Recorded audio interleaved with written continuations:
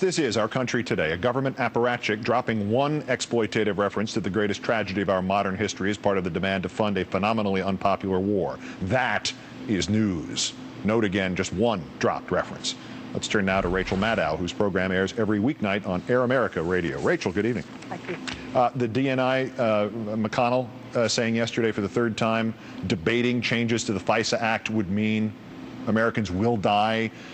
Gates pulled his punch on the 9/11 remark today, but he still called the funding increase, the official brand name, Complete Global War on Terror request. We can safely assume, can we not, that the White House effort to control Congress by politicizing 9/11 was not damaged by Secretary Gates today, that this campaign is still alive and well? I think the campaign is alive and well. I feel like the exploitation of 9/11 is worse now than it's ever been. It's almost like 6 years was the magic amount of time that had to elapse before people decided to become completely naked and shameless in their exploitation of 9/11. Because now we're getting repeated overt references from the president about us fighting the perpetrators of 9/11 in Iraq.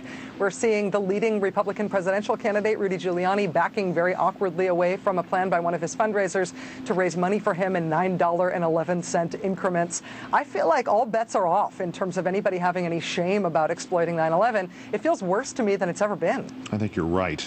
Is there anything to be done to make it stop, and particularly the administration or candidate Giuliani or anybody else? Is there anything we can do about it? Well, I think that the reason that 9/11 is politically effective is it's effective as a distraction. They're never actually talking about 9/11 when they're bringing it up in political terms. They're never actually talking about catching Osama bin Laden. They're never actually talking about taking care of the first responders who were also injured during that time and during that recovery. So the more specific you get about 9/11, the more it makes it awkward to use it as a distraction for other things. So I have seen, and I'm encouraged by seeing among some of the Democrats in Congress, particularly by Russ Feingold, but by others as well, a move toward actually getting back to real references to 9/11, really catching Osama bin Laden, really going after the real al-Qaeda in Afghanistan and Pakistan.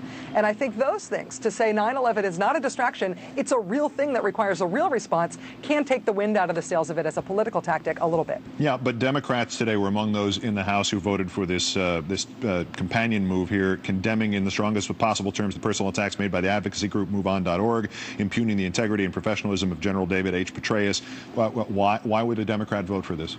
You know, it's interesting. I had Senator Byron Dorgan on my show on Air America tonight, and he's somebody who I agree with about a lot of things, and he voted for that in the Senate. It passed the House today. He also voted for the Kyle Lieberman amendment, which he just spoke with Craig Crawford about, and it's very, very, very frustrating to those of us who hoped that a Democratic-led Congress would result in change on the big issues of protecting the Constitution and ending the war, to see the only things actually passing the Senate and the House on the big issues of national security and the Constitution. The only things that are passing are Republican and Joe Lieberman-inspired amendments like these. To see the Republican filibuster stop things like the Jim Webb amendment and everything constructive on the war, but to see this move on condemnation thing sail through both houses, it's incredibly demoralizing. Yeah, especially considering that phrase was coined by Rush Limbaugh, comedian Rush Limbaugh. But one last thing, are you cheered at all tonight by this ruling from Portland, from the federal district judge Aiken, that two provisions of the Patriot Act are unconstitutional because they're allowing search warrants without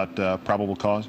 I am. And again, this is one of those issues where it's distraction versus the real goal. And we've learned again and again, whether it's eavesdropping or the FISA law or torture or offshore prisons, all of these things they've done which have really shredded the Constitution in the name of making us safer, it's a distraction. They have wanted to shred the Constitution. It hasn't made us any safer. And this is one of those rulings, one of those cracks of light when somebody says, actually, it hasn't made us any safer, and let's restore the Constitution to restore the balance that we need on these issues. It's nice to see the distraction wiped away and get us back to the real goal of making the country better off.